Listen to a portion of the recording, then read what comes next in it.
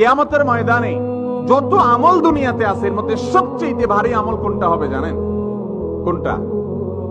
ওয়াজ শোনা। এই যে ওয়াজ শুনছেন, এটা একটা আমল না? ওয়াজ শুনলে আমল নামায় সওয়াব লাভ হবে না ইনশাআল্লাহ? এটা কিয়ামতের ময়দানে আমল নামায় সবচেয়ে ভারী হবে না?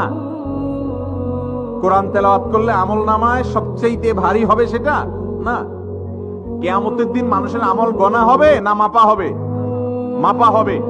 তাহলে মাপা হলে যে আমলের ওজন সবচেয়ে বেশি হবে সে আমলের মূল্য সবচাইতে বেশি। কোনটা সেটা? সুনানে তিরমিজিতে বর্ণিত হয়েছে, রাসূল করিম সাল্লাল্লাহু আলাইহি ওয়াসাল্লাম ইরশাদ করেছেন, কিয়ামতের ময়দানে যত আমল এনে মিজানের পাল্লায় উঠানো হবে মানুষের, আমল তো দেখা যায় না, কিন্তু সেদিন হয়তো আল্লাহ তাআলা এটাকে একটা রূপ দিবেন দেখা যাওয়ার মতো।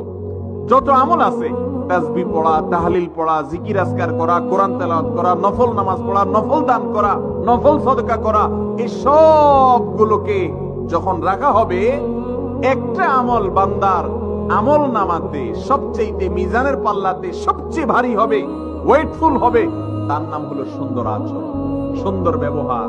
যার আচরণ যত সুন্দর তার আমল নামা তত ভারী হবে, তার মিজানের পাল্লা নেক আমলের পাল্লা তত ভারী হবে।